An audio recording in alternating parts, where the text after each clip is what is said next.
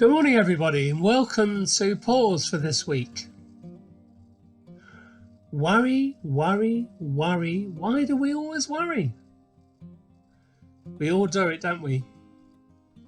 We look ahead at the things that might happen and we always assume the worst.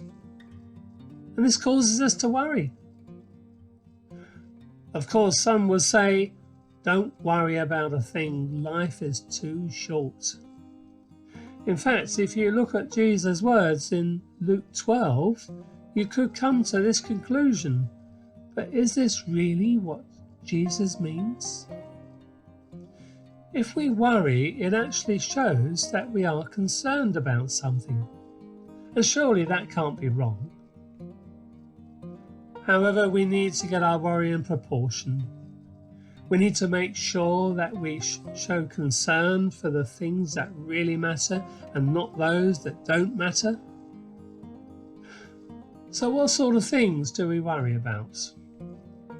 I think financial security is one that worries most people. Will there be enough money for us to maintain the lifestyle we enjoy? Will there be enough money to keep our car on the road and keep it repaired when we can't actually afford a new one? How are we going to pay for the children going to university? And then thinking about children, and we want them to marry, don't we? But how are we going to pay for the wedding? And what if I lose my job? How am I going to pay the mortgage? How am I going to keep food on the table and pay the bills?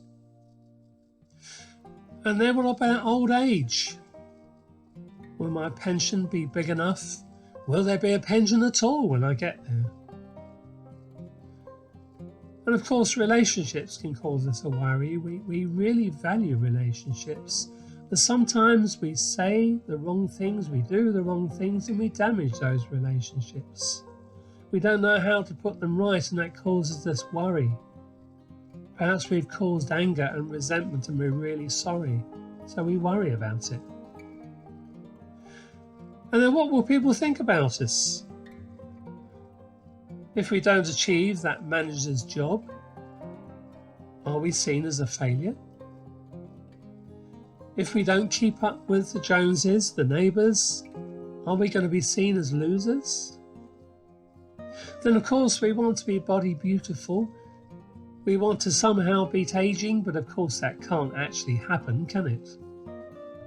And then what about fashion? We want to be seen to be wearing the right clothes and be in the right place to be trendy. So we worry very much, don't we? Sometimes about what people think of us. But is that really achieving anything? And then of course there's health and our situation that can cause us worry too. How are we going to cope with ill health? How are we going to cope with getting old? And what about bereavements when we lose someone we love? How are we going to cope with that? Perhaps we're going to be worried about looking after somebody else when they're ill.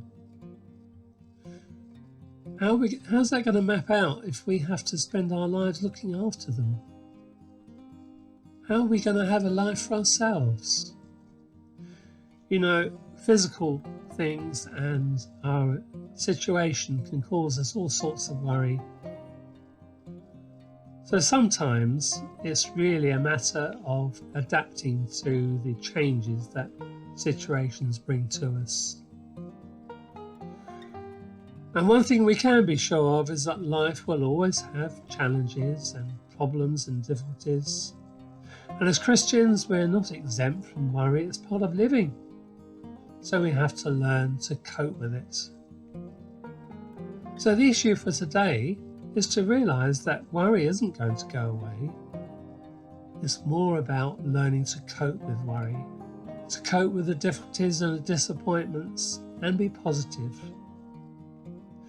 And I found that Psalm 62 is very encouraging with this. King David there says, "My soul finds rest in God alone. My salvation comes from him. He alone is my rock and my refuge. He alone is my fortress and strength. I shall never be shaken. Trust in God at all times, my people. Pour out your hearts to Him, for He is your refuge. I wonder, do you actually believe that? Do you have certainty that God is going to see you through each day and deliver you through the problems? Are you going to move forward into each day, realizing that God's with you, helping you deal with the situations? You know, there's nothing that you're going to face that He can't deal and help you with.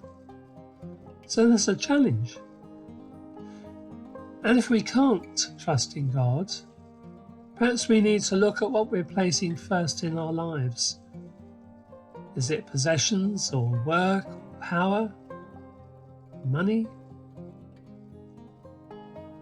Luke 12 says, Jesus says to us in Luke 12, don't set your heart on money and things that won't last. Honour, power, money, prestige might seem important, but they are nothing compared to a right relationship with God. Your Father in heaven knows what you need. Seek first His kingdom, and God will provide all the things you need. And note that is what you need, not what you want. So worry. Let's not let it dominate us. Let's place our trust in God and keep Him as our rock, steadfast and firm. Allow Him to help us through the worries and problems of each day. And may God bless you and guide you and keep you as you go about your daily business today.